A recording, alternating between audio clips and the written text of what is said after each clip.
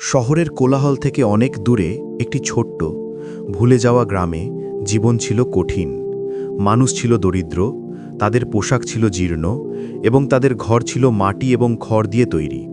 প্রতিদিন পুরুষরা মাঠে যেত, মহিলারা সূর্যোদয় থেকে সূর্যাস্ত পর্যন্ত কাজ করত এবং শিশুরা তাদের বাবা মাকে কৃষিকাজ বা পশুপালনে সাহায্য করত।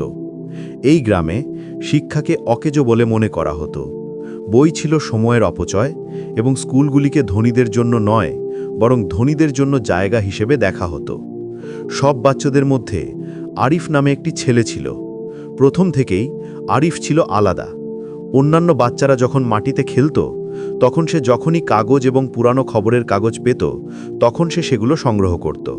সে চিঠিগুলি পড়ার চেষ্টা করত, যদিও কেউ তাকে কখনো সঠিকভাবে শেখায়নি। তার চোখ কৌতূহলে জ্বলজ্বল করত। সে আরও জানতে, আরও শিখতে এবং তার গ্রামের মাঠের বাইরের পৃথিবী বুঝতে চাইত। কিন্তু গ্রামবাসীরা তাকে নিয়ে হেসেছিল। আরিফ, তুমি কেন সময় নষ্ট করছো?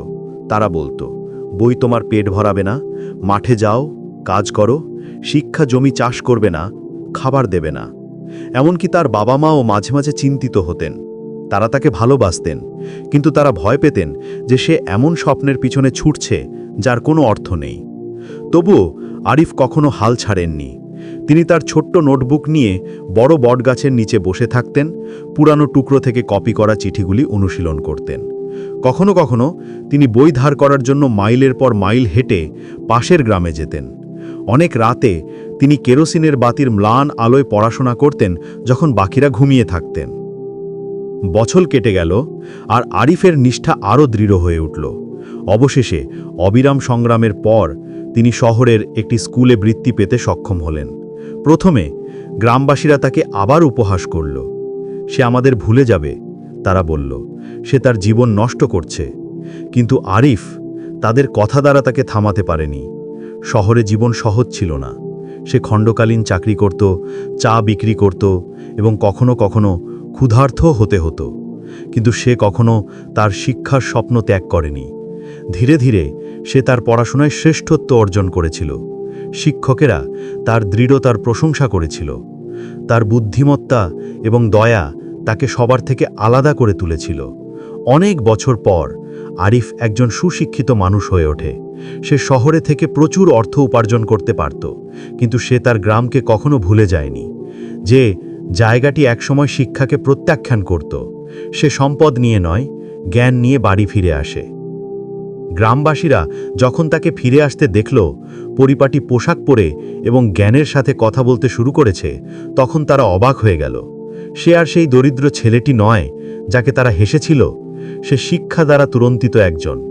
তাদের ওপর রাগ করার পরিবর্তে আরিফ সবাইকে ক্ষমা করে দিল। সে তাদের বলল, তোমরা অতীতে যা ভেবেছিলে তার জন্য আমি তোমাদের দোষ দিচ্ছি না, কিন্তু এখন আমাকে দেখাতে দাও শিক্ষা কি করতে পারে। তার জমানো সামান্য টাকা দিয়ে আরিফ গ্রামের প্রথম স্কুল তৈরি করে। প্রথমে মাত্র কয়েকটি শিশু আসত, কিন্তু ধীরে ধীরে সংখ্যা বাড়তে থাকল। বাবা মায়েরা লক্ষ্য করতে শুরু করে যে তাদের সন্তানরা চিঠি পড়তে পারে, টাকা গুনতে পারে, এমনকি তাদের নামও লিখতে পারে। তারা বুঝতে পেরেছিল যে শিক্ষা অকেজো নয়, এটি শক্তি, এটি ছিল আশা। কয়েক বছরের মধ্যেই স্কুলটি গ্রামের হৃদয় হয়ে উঠল। যে ছেলেমেয়েরা চিন্তাহীনভাবে ঘুরে বেড়াত, এখন শিক্ষক, ডাক্তার এবং ইঞ্জিনিয়ার হবার স্বপ্ন দেখছে। যে গ্রাম একসময় অন্ধকারে বাস করত, সেই গ্রাম ধীরে ধীরে জ্ঞানে আলোকিত হয়ে উঠল।